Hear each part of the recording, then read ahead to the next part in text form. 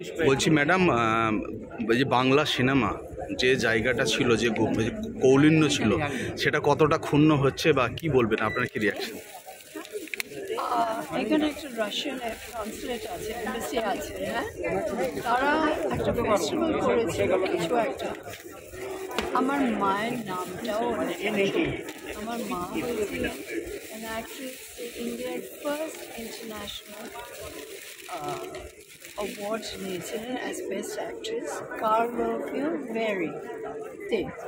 তো সেটা অনেক দিন আগেকার কথা, সেই ছবিটা সাত পাকে বাঁধা। তো সেই ধরনটা হয়তো চলছে, আমি কাজ করি না বলে আমার জাজমেন্টাল হওয়া উচিত।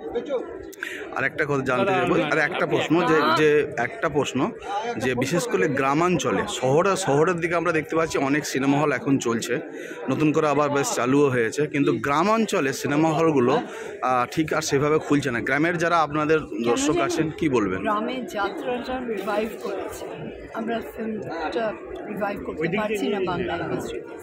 ওরা যাত্রাটা আবার রিভাইভ করেছে। আর আরেকটা জিনিস শুরু হয়েছে, টেন্ট বেঁধে ফিল্ম প্রিন্ট দেখায়, সেটা ভালো রিপ্রোডাকশন হয় না, বাট অনেক ভিড় হয়।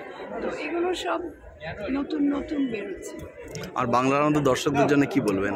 কি বলবো, তোমরা ফিল্ম একটু দেখো, হয়তো কয়েকটা ছবি বেছে নিয়ে গ্রামে গ্রামে ঘোরা উচিত। ওরা তো সবসময় আসতে পারে না, দুর্গা পুজোর জন্য সময় রেখে দেয়, সেই সময় ফ্যামিলিদের নিয়ে এসে দেখে।